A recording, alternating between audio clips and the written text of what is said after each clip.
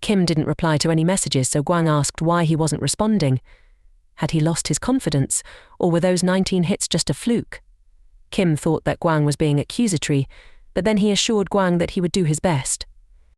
Gwang replied that he didn't care if Kim did his best, he just wanted results. If Kim finished later than Gwang, he said he would die. Gwang urged Kim to take a look at the team ahead of them and see what they were doing. The leader instructed Moongi and Jeong to prepare for the shoots. Moongi said he would take lane 1, and Jeong would take lane 2. The special firearms training began as a group of 2 descended into the underground facility in individual elevators. This training was meant to be tactical, focusing on slaying monsters while protecting civilian targets in enclosed areas. In reality, it had mutated into a competition among the troops. The objective was to complete the trial as quickly and cleanly as possible and to press the finish button at the destination before their opponent. They observed the 2 lanes, and Kim noticed that the monster markers seemed to vary in size. Gwang explained that the marker size depended on the monster's threat level. The more dangerous the monster, the larger the icon. He advised Kim to understand what he was getting into before starting. In each lane, 2 monsters were placed, and the encounters remained unknown until they reached them. Moongi entered lane 1 and encountered a ranked toad, which suddenly attacked him with its long tongue. However, Moongi narrowly dodged the attack. Kim thought that the boy in the first lane moved faster, perhaps being unlucky with the monster he encountered, and worried that his opponent would catch up. Meanwhile, in the second lane, Jeon encountered a rat and remarked that it would be an easy win. He swiftly dispatched the rat and moved on to the next stage, only to encounter a massive monster waiting for him. Moongi attacked the ranked toads and, upon defeating them, remarked that they were paired together for added challenge. Confident in his victory, he rushed ahead and quickly located the button, pressing it without hesitation. On the other side, Jeong also pressed the button, signaling their completion of the task. Word quickly spread among the group that the 2 had finished. One boy noted that they completed the challenge in 2 minutes and 24 seconds, which he considered impressive. Another mentioned that the second lane had a desert worm at the end, and a third added that the worm had a formidable defense. Moongi questioned Jeong about his delay, suggesting that Jeong kept telling himself Moongi was better. Since he won, Moongi expected a treat from Jeong at the PX. However, aside from being late, Jeong accidentally shot a civilian, putting him at risk of disqualification. Jeong asked Moongi to stop analysing the situation, but Moongi urged him not to take too much time, emphasising that they couldn't afford to waste resources. Jeong joked about their decision-making process, and through their conversation they exited together. Gwang commented that it seemed like they had made a bet, observing the dynamic between Moongi and Jeong. Kim proposed to Gwang that they should make a bet as well. Gwang questioned if Kim had missed anything, to which Kim denied and suggested that the loser grant the winner a wish, like a true man. Gwang chuckled and remarked that Kim seemed to think highly of himself just because the seniors were nice to him. He agreed to the bet, stating that if Kim wanted it so badly he wouldn't refuse. However, he added a twist: if Kim lost, he would need to give Gwang 3 months' worth of his salary. Kim felt that Gwang's motive was purely monetary and considered it typical of someone as simple-minded as him. Despite this, Kim agreed to the terms, and Gwang told him to take a good look at himself. As the head instructed the next group to prepare for training and asked if there was anything to report, both Kim and Gwang denied, and they were instructed to proceed. As Kim entered, he reflected on falling for Gwang's cheap provocation. He realized that it wasn't wise to stand out like a sore thumb, but he couldn't sit idly by when provoked. And so, the training began. The others discussed the bet Kim made with Sergeant Gwang, expressing doubts about the possibility of a newbie like Kim winning against a sergeant. They speculated on whether Kim would be able to defeat the monsters, and some wondered if Sergeant First Class Minji would end up rescuing him instead. Suddenly, the floor began to shake, and they all wondered if it was an earthquake. One person doubted that it was. They then noticed that the first monster in Kim's lane was getting closer to the second one. Kim pondered what caused the tremor and felt it happening so close to him. Suddenly, he found himself face to face with a very deadly monster, with another monster lurking in its mouth. Kim wondered what the second monster was eating. Suddenly the monster spotted Kim, spat out its meal, and lunged to attack him. Kim dodged, thinking about how tonight's dinner menu was supposed to be fried chicken, eager to finish the ordeal quickly and grab a meal. He spotted the target but hesitated, realizing that hitting it would disqualify him. Shooting recklessly could lead to accidental hits, which would be disastrous. He pondered why the monster was rampaging, then decided to use his powers to subdue it. As he attacked, he noticed the monster calming down, making it easier to shoot.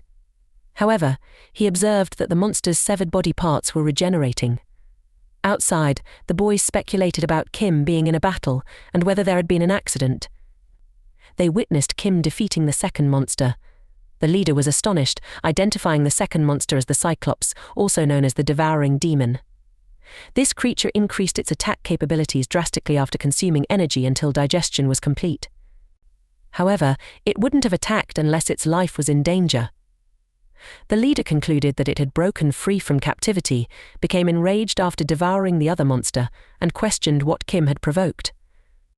Kim battled the monster, noting its high activity level. Despite this, he found it easier to defeat than expected.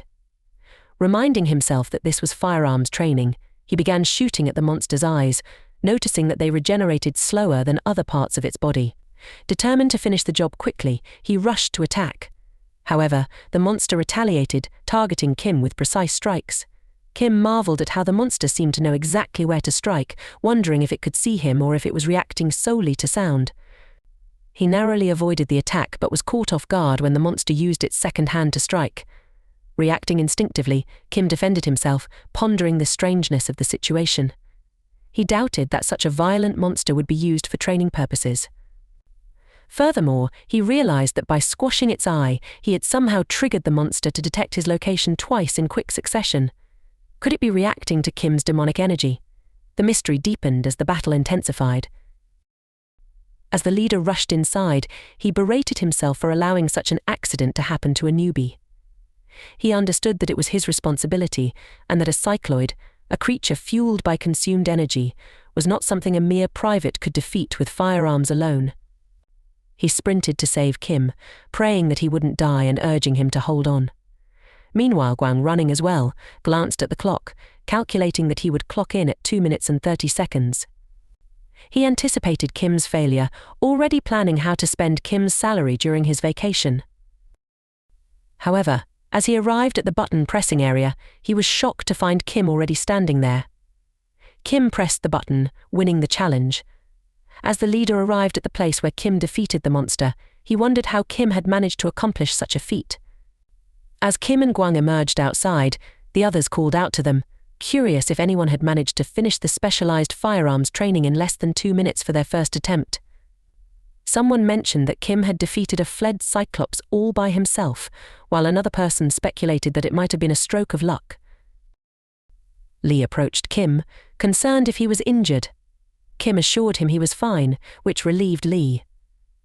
Lee then asked how Kim managed to defeat the Cyclops. Kim replied that he did it the way Lee had taught him, leaving Lee puzzled about what exactly he had taught Kim.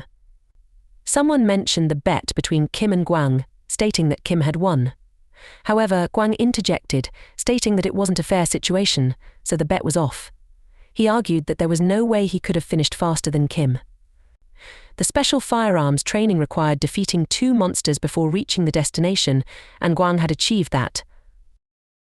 But another person pointed out that Kim only had to face 1 monster, which shifted the dynamics of the challenge. Guang's outburst about fairness echoed through the group, questioning why Lee hadn't intervened. Lee, also perplexed, struggled to find an explanation. Guang, not willing to let the matter rest, accused Kim of having a death wish. Kim, however, found Guang's behavior distasteful. Despite the unexpected turn of events, Kim didn't feel right about defeating the monsters with his fists. He decided to let go of the bet, realizing that this was typical of Guang's character. Instead of directing his frustration towards Kim, Guang lashed out at Lee, which Kim found unjust. Song intervened, calling out Guang's behavior and questioning whether he felt any shame for putting Kim in a more precarious situation.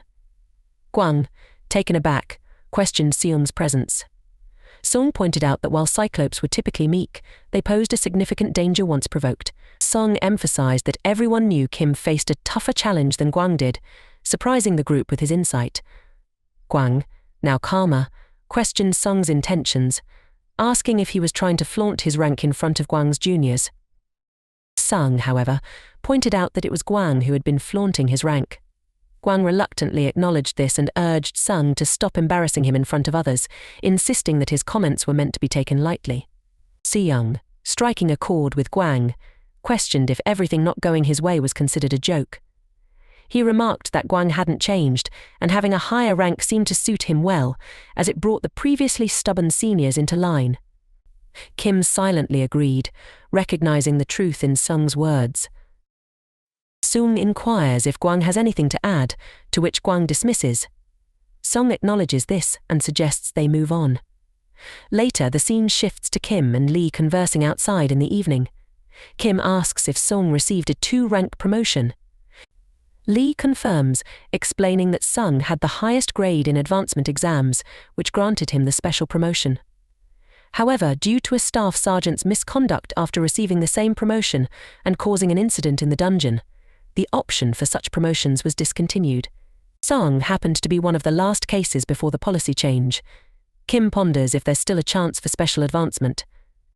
Lee explains that while there are possibilities, such as rescuing civilians during emergencies or achieving exceptional feats in monster hunts, these cases are subjective. Lee advises them to consider the regulation as non-existent, as very few hunters have advanced through such means. Kim agrees with Lee's assessment. Hi guys, don't forget to like, comment and subscribe if you enjoy the content.